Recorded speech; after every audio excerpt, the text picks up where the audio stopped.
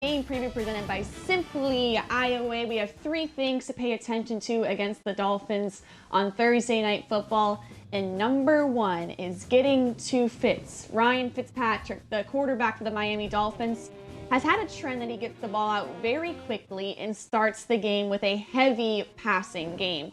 We've seen at times 4 passing plays in a row on a possession, so not relying much on that running game and definitely throwing the ball much more often than the Jaguars have seen the past 2 weeks. Josh Allen told us yesterday also to watch out for Ryan Fitzpatrick RPOs, and they have to keep an eye out for that.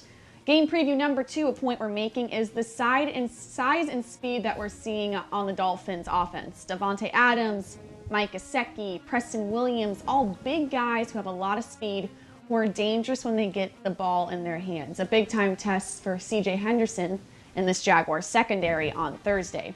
And finally, something that we haven't talked much about, but is somewhat a big deal, is the Jaguars are favored going into Thursday Night Football. They're a 3-point favorite after the past 2 weeks not being favored to win.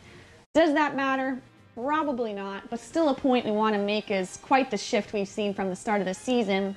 But Brian Sexton, let's go back up to game preview 1, getting to Ryan Fitzpatrick.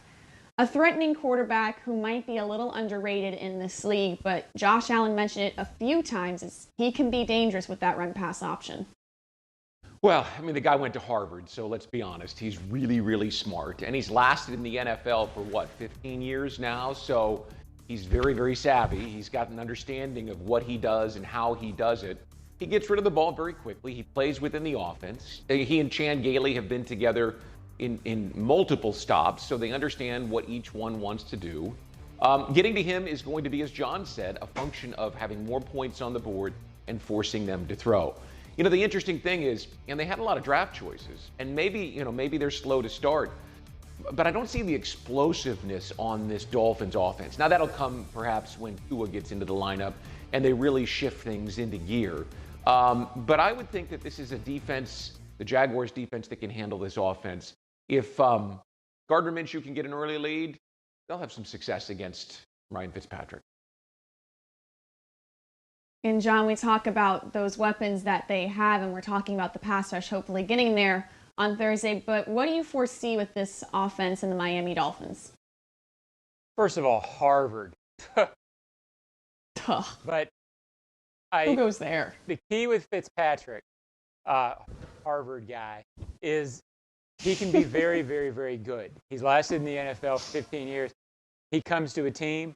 There are flashes when he plays for that team where it looks like he ought to be starting. He looks like a big-time quarterback and can put points on the board.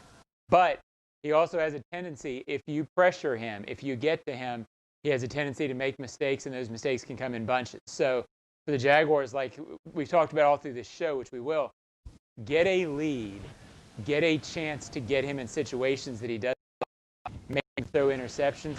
Turn this into one of those games that's the reason that he hasn't been a full-time starter in the NFL. This is the Dolphins primarily because they have a lot of big players, as we're going to mention. Fitz likes to throw the ball up and let those guys make plays for him. But if you pressure him, you can turn those chance throws, if you will, into opportunities for yourself. Ryan Fitzpatrick, definitely you remember the spurts where he gets all kinds of attention from around the country and then kind of goes back under, and kind of a roller coaster of his career, that's for sure. So Brian, let's go back about this 3-point favorite. I think we all can imagine that the Jaguars are going to be juiced up to play in this Thursday Night Football game, especially after a loss last Sunday. How big of a deal is the 3-point favorite? Should we even talk about it? 2 weeks ago, you didn't think they'd be favored in many games at all. I don't think it has any bearing on the game for the Jaguars. They, in the first 2 weeks, have proven to themselves, if to no one else, that they are a good, solid, young football team. Are they perfect? No. Are they a contender? I don't think so.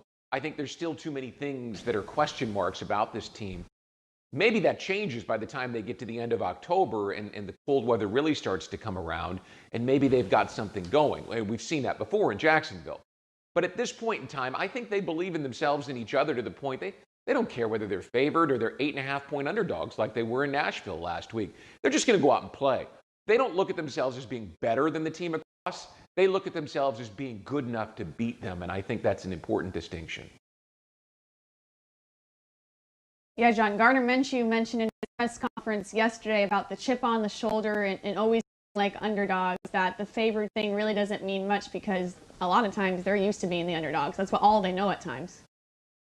Yeah, I think it has a little bearing, and I agree with Brian. I don't think it has bearing in terms of how this team feels going into the game. But I do think it has a little bearing on how even Jaguars fans and people nationally are going to look at this team, but particularly fans. It's a game where they're at home against a team that people, I don't know if it's true or not, but people feel like they ought to beat. You haven't been favored. I don't think they were favored at all last year. You haven't been favored since 2018. So this one feels like one that you need. You know what, guys? If you really are as good as you think you are, this is the fans talking to the Jags. If you really are as good as you think you are, then go out and just win this one. Don't fall behind. Just turn in a solid performance, win, and look like you're good. I think in that sense, it's a perception changer if they do it. But I agree. This team doesn't worry about perception. I think that's what's going to make it competitive all year. Couldn't agree more. Just go out and win it and see what this offense can do. We've seen promise. Now let's see what they can do in prime time on Thursday Night Football.